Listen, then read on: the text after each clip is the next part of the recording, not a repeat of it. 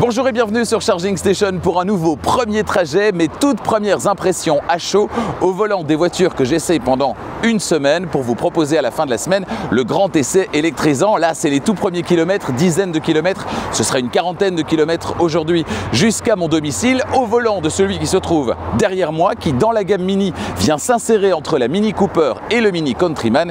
Il s'agit du Mini S-Man. On va découvrir l'extérieur, le coffre, l'arrière, l'avant, le tableau de bord évidemment et puis mes toutes premières impressions durant une quarantaine de kilomètres pour ce premier trajet. Allez, vous êtes prêts? On y va. Extérieurement, vous le trouvez comment ce Mini S-Man? Moi je le trouve très équilibré finalement, hein. On a des proportions qui sont assez sympas, on le voit immédiatement, les roues elles sont bien aux quatre coins, donc ça va être bien pour maximiser l'espace à l'intérieur. On a des poignées affleurantes et puis alors on est en présence ici d'une finition John Cooper Works, et donc il y a des badges John Cooper Works un petit peu partout, notamment sur cet élément ici en partie inférieure, alors qu'on ne voit pas forcément le contraste parce que l'élément il est noir, la carrosserie elle est grise, on voit pas trop la différence entre les deux, mais on a bien un bandeau noir ici, on a des tours de roue en noir brillant également, vous voyez ici avec une partie qui s'élargit un petit peu de ce côté-ci, et puis à l'avant, on a une face avant qui est très droite, hein, vous le voyez, si je me mets ici, voilà, c'est vraiment très droit, des badges John Cooper Works un petit peu partout et même au centre des jantes spécifiques à cette finition John Cooper Works. À l'avant, on retrouve des airs de Countryman évidemment, avec des phares qui ne sont pas ronds au niveau de la signature lumineuse, mais plus anguleux. On aime ou on n'aime pas, dites-moi ce que vous en pensez dans les commentaires. Moi, je trouve ça finalement assez sympa. À l'arrière, on a ce béquet qui vient ici accentuer l'aspect un petit peu sportif, et puis une signature lumineuse qui sera personnalisable dans le système d'infodivertissement. Pour moi, en termes de design à l'extérieur, c'est vraiment une gommette verte. Franchement, je le trouve très bien. Dites-moi vous ce que vous en pensez dans les commentaires et on va filer vers le coffre. Avant d'ouvrir le coffre, petit coup d'œil du côté de la clé. Voilà ce que ça donne, hein, clé classique. Voilà, avec le logo Mini ici à l'arrière. Ouverture manuelle. Je pense pas qu'il y a une obligation d'ouverture électrique sur ce genre de véhicule. Coffre de 300 litres, je pense, ce qui reste très correct hein, finalement, notamment au niveau de la profondeur. Vous voyez, je trouve ça plutôt pas mal en fait hein, pour le quotidien, compte tenu du volume de cette voiture, en sachant qu'il y a plus petit, la Mini Cooper, mais plus grand aussi, hein, le Countryman. Alors on peut relever le fond ici. Et on a le gonfleur, tiens, qui se trouve là. Et pour ceux qui se posent toujours la question de la présence des extincteurs dans les voitures que j'essaie, eh bien sachez que c'est obligatoire en Belgique. Voilà. On remarque la banquette fractionnable 60-40 avec les petites tirettes qui se trouvent ici au-dessus. On détaillera tout ça dans le grand essai. Remarquez la finition ici, sur la tablette arrière. C'est peut-être pas plus mal hein, pour éviter que les choses se promènent éventuellement. Alors à l'arrière, ça donne quoi? Le siège avant est réglé pour mon 1,90 m. Et regardez, alors ça touche un petit peu, mais franchement, compte tenu du gabarit de la voiture, je trouve ça vraiment pas mal du tout, d'où l'avantage d'avoir une voiture où on repousse les roues aux quatre coins pour maximiser l'espace à l'intérieur et notamment aux places arrière. 1,90 m devant et derrière, ça passe. Je ne vais pas traverser l'Europe comme ça, mais ça passe. Franchement, pour le quotidien, ce sera sans problème. Certainement, si vous mesurez moins d'1,90 m, que ce soit à l'avant ou plus probablement à l'arrière. À l'arrière, on a quoi également? Accès à un unique porte-gobelet qui se trouve ici, deux prises USB-C ici également, et puis coup d'œil vers l'avant, c'est là qu'on va s'installer maintenant. La fermeture de la portière, c'est par ici. Hop, on voit qu'on a du Harman Kardon dans cette voiture d'essai, un haut-parleur qui est d'ailleurs extrêmement bien intégré. Ici, c'est du plastique dur. Ici, on a ce beau tissu qui personnellement parvient largement à me convaincre et à me faire oublier effectivement tous ces plastiques durs qu'on peut avoir, notamment ici sur le haut de la planche de bord. C'est le cas dans le Countryman et dans la Mini Cooper également. Pour le reste, aucun dépaysement. On est bien sûr dans un environnement connu. On a toujours cet affichage tête haute à l'ancienne, c'est-à-dire sur une lame en plexi plutôt que de l'avoir en projection à travers le pare-brise. Cet écran évidemment de 24 cm, écran qui va permettre de commander à peu près toutes les fonctions, et pas toutes les fonctions, puisqu'on a quand même encore ici une belle rangée de commandes, des commandes également sur le volant, derrière le volant bien sûr avec les commodos. Alors le petit bémol que je trouve, c'est que regardez où est placée la poignée d'ouverture, je la trouve quand même placée assez bas. J'aurais voulu quelque chose limite plutôt ici, vous voyez, ou ici, un bouton ici au-dessus par exemple, ça aurait été pas mal. On verra durant cette semaine si ça me dérange vraiment ou pas. Voilà, je suis bien installé à bord de ce Mini S-Man. J'ai trouvé facilement ma position de conduite idéale grâce au réglage du siège électrique et du volant manuel. Volant qui est très agréable, très épais comme je les aime. J'aime bien le petit bandeau ici en tissu en partie inférieure, je trouve ça assez sympa. Il y a aussi le logo John Cooper Works, évidemment. Les sièges spécifiques sur cette version John Cooper Works. Bref, ça démarre plutôt pas mal. Alors, pour démarrer, justement, Power, la pseudo-clé qu'on va tourner vers la droite. Une étape qu'on aurait pu éviter, évidemment. Mais cela dit, le petit côté rigolo de la clé, c'est sympa aussi. Bon, ben c'est bien, on y va. Position D ou B. On sait que le B va jusqu'à l'arrêt complet. Mais on va commencer en mode D, en mode normal. Qu'est-ce que ça donne vraiment en termes de sensation au volant? Le compromis entre le confort et le côté un petit peu plus mini, un peu plus sportif, kart. Qu'est-ce que ça donne dans cette voiture? C'est ça qui est intéressant finalement parce que l'écran, on le connaît, l'intérieur, on le connaît. Moi, j'ai envie de savoir si c'est le bon compromis finalement entre un Mini Countryman et une Mini Cooper. Allez, c'est parti. Alors évidemment, sur cette version spécifique, ce sera sans doute un peu plus ferme, étant donné qu'on a des jantes de 19 pouces sur cette version John Cooper Works. Si vous voulez privilégier le confort, évidemment, vous laisserez des jantes de plus petite taille. Bon, c'est quand même ferme. Voilà, c'est pas inconfortable, mais c'est quand même ferme. Et là, effectivement, sur le mode D, alors je crois que je suis en mode D adaptatif. Je crois qu'on l'appelle adaptatif, je ne sais plus trop. C'est-à-dire le mode D qui tient compte de l'environnement de la voiture. Autrement dit, si je lève le pied en mode D et qu'il y a quelqu'un devant, ce qui est le cas maintenant, la voiture aura plutôt tendance à ralentir. Alors que s'il n'y a personne, sans aller jusqu'à l'arrêt complet, alors que s'il n'y a personne, elle aura plutôt tendance à se laisser aller. Ah, je pense qu'elle a automatiquement, comme il fait froid, oui, comme il fait froid, elle a automatiquement activé le volant chauffant et le siège chauffant sur le premier niveau. Franchement, cet écran, il y a énormément d'informations dessus, mais c'est pas un problème. D'abord parce que c'est super bien organisé. On a vraiment tout ce qu'il faut là où il faut. On s'habitue très vite et tout est vraiment super réactif. Et je l'ai déjà dit dans le Countryman, dans la Mini Cooper. Pour moi, c'est un des meilleurs systèmes d'infodivertissement pour le moment. Et idem d'ailleurs pour la navigation qui est très convaincante également.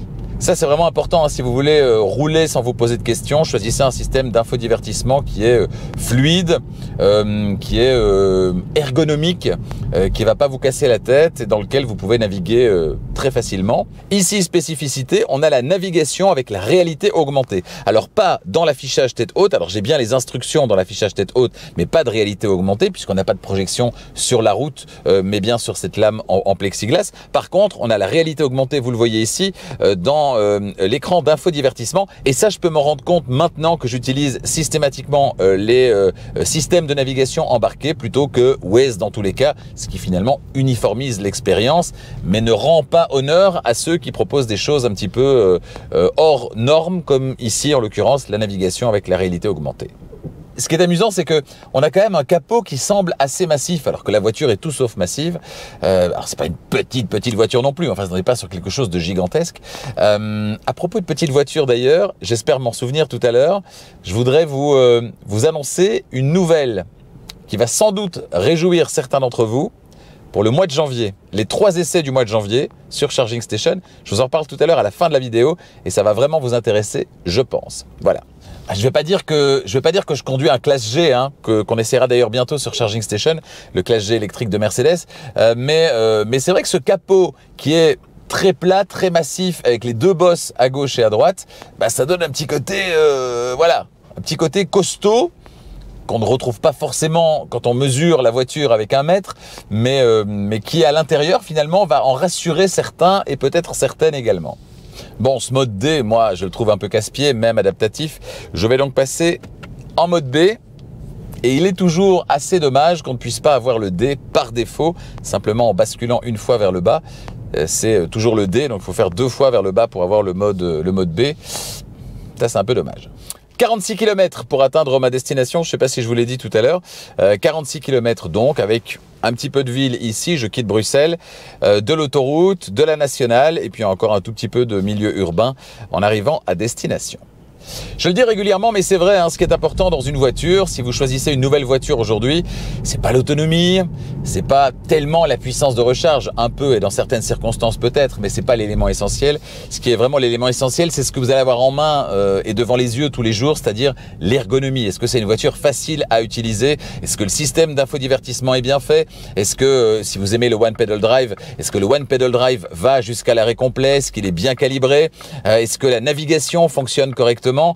C'est ça qui est vraiment important. Et dans cette Mini, et je dois le dire également dans le Countryman et la Mini Cooper, on a quand même une cohérence globale, chez BMW également d'ailleurs, hein, puisque c'est les mêmes systèmes, on a quand même une cohérence globale qui fait qu'au quotidien, ça va être vraiment agréable à utiliser. Là, on monte sur l'autoroute et on accélère.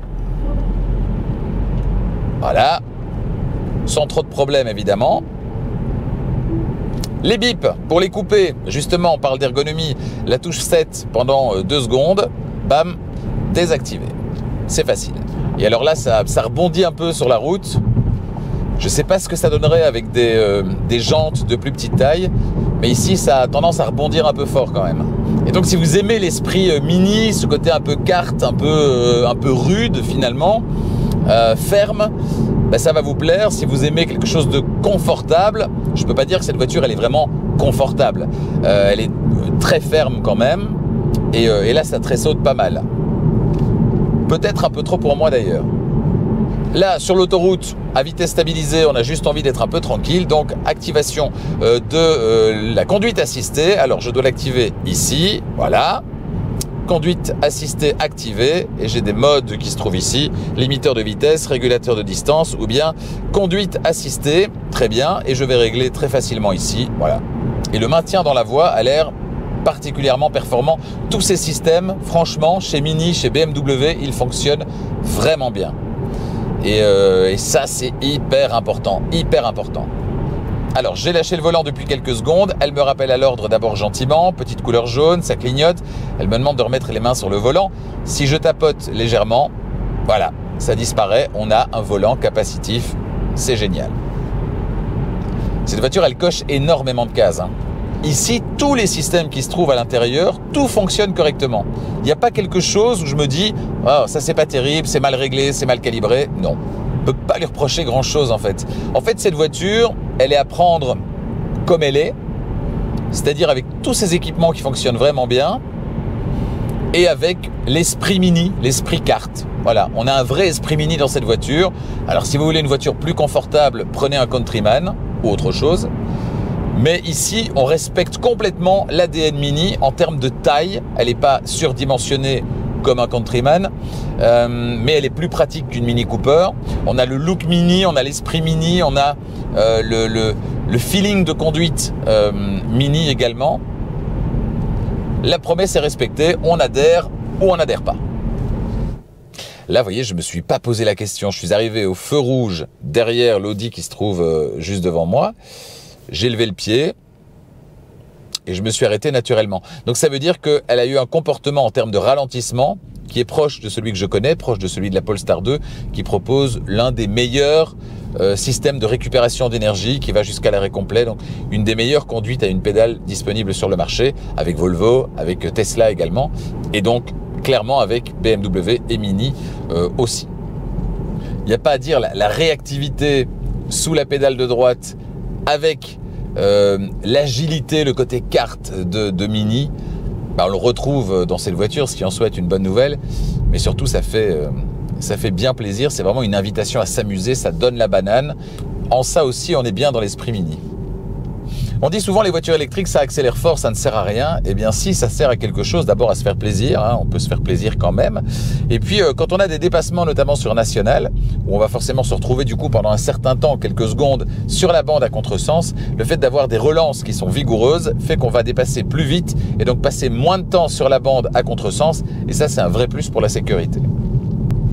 Là, vite, voilà, hop, j'accélère et le tracteur est dépassé, vous voyez ? Facile. Bon, et définitivement, c'est un peu sonore quand même, hein. Là, le revêtement vient de s'améliorer. On vient d'avoir une jonction. Changement de revêtement. Ce revêtement un petit peu rugueux, c'est franchement sonore. Bon, il reste 10 km, 11 km précisément, avant de faire le bilan, le premier bilan de ce premier trajet au volant de ce Mini S-Man. Ce dont je vous parlais tout à l'heure, pour le mois de janvier, c'est confirmé. Les 3 premiers essais de 2025, donc les 3 essais du mois de janvier, seront 3 essais de voitures parmi les moins chères actuellement sur le marché, voitures électriques évidemment, parmi les moins chères actuellement sur le marché. Je vais les enchaîner toutes les 3 et donc j'aurai chaque fois bien en tête la précédente au moment où je prendrai le volant de la suivante. Ces 3 voitures, ça va être dans l'ordre 1, la Citroën IC3, 2, ça va être la Leapmotor T03, distribuée donc par Stellantis, et 3, la Dacia Spring qui a été mise à jour, reliftée sérieusement cette année. Donc IC3, Leapmotor T03 et Dacia Spring, 3 voitures parmi les plus accessibles du marché en ce moment sur la voiture électrique. Mais donc ne manquez certainement pas les 3 essais du mois de janvier. Ça va être vraiment très intéressant, des voitures vraiment accessibles. Enfin, me direz-vous, voitures électriques réellement accessibles. Hop, c'est parti. Ouh, ça pousse quand même sérieusement, hein. C'est limité à 90 et on y est. Voilà, ça pousse quand même sérieusement. Allez, plus que quelques kilomètres avant d'atteindre ma première destination. Fin donc de ce premier trajet au volant de ce Mini S-Man. Premier bilan, la ligne, je la trouve sympa. Je dirais c'est subjectif, hein, mais moi je la trouve sympa personnellement. Le format me plaît, d'avoir quelque chose qui soit ni trop gros ni trop petit. En termes d'équipement, on retrouve évidemment ce qu'on retrouve dans la gamme Mini actuelle, à savoir ce tableau de bord, cet écran de 24 cm de diamètre, et puis toutes les fonctions qu'on connaît dans le Mini Countryman, dans la Mini Cooper, tous ces équipements qui viennent de chez BMW, qui sont hyper bien calibrés. Je pense au volant capacitif, je pense à la conduite assistée, au système de navigation également, le fait de couper les bips facilement avec la petite touche 7, c'est sympa également. Donc tout ça fait qu'il y a un agrément d'utilisation qui est bien réel à bord de cette voiture et ça c'est vraiment très agréable. En termes de défauts, alors est-ce que c'est vraiment des défauts? Je dirais que c'est plutôt lié au fait que cette voiture c'est une Mini et si on veut respecter la promesse Mini, eh bien on a quelque part cette conduite un peu de kart et on aime ou on n'aime pas. Alors moi personnellement je n'aimerais pas ça tous les jours. Il y a des moments j'ai envie de m'amuser en mode kart mais pas forcément tout le temps et en ça le Mini Countryman me convient peut-être davantage parce que là on a une vraie voiture confortable au quotidien qui s'éloigne peut-être un petit peu de l'esprit kart mais qui est vraiment confortable au quotidien. La Mini Cooper pour moi c'est un peu petit, certainement par rapport à mon 1m90 m et donc ici en termes de format je suis assez convaincu. Par contre peut-être à cause des jantes spécifiques de cette version John Cooper Works, je trouve ça un peu ferme quand même et puis un peu sonore. Je dirais que les 2 défauts principaux c'est ça, c'est peut-être même les seuls défauts que j'ai notés jusque là. Il y en aura peut-être d'autres à la fin de la semaine d'essai mais jusqu'à présent c'est un peu de fermeté, un peu trop de fermeté en termes de confort et puis un volume sonore un peu élevé, certainement sur une route nationale ici un peu rugueuse. Voilà, c'est un peu gênant, c'est pas très agréable. Qu'en sera-t-il en termes de ressenti après une semaine au volant de cette voiture? Eh bien pour le savoir, ne manquez pas le grand essai électrisant dans quelques jours sur Charging Station. N'hésitez pas à vous abonner, je l'ai dit, si ce n'est pas déjà fait, activez la clochette des notifications, histoire d'être prévenu dès que la prochaine vidéo sortira. Une dernière petite info avant de se quitter, ça se couvre vraiment beaucoup ici, c'est la consommation. On va checker la consommation au terme de cette quarantaine de kilomètres au volant de ce Mini S-Man et pour ça je vais sur l'écran de base, voilà, et elle s'affiche 20,3 kWh au 100. C'est un peu élevé, on serait sans doute en dessous des 20 kWh au 100 avec des jantes de taille plus raisonnable. Mais ici, voilà, on a privilégié l'aspect sportif sur cette finition John Cooper Works. Et donc, on est à 20,2. C'est un peu élevé, mais je l'ai dit, on est sur du John Cooper Works, jante de 19 pouces et il fait 5 degrés à l'extérieur. Voilà, ceci étant dit, je vous retrouve dans quelques jours avec le grand essai électrisant de ce Mini S-Man. Merci de votre fidélité, de votre confiance également et à bientôt.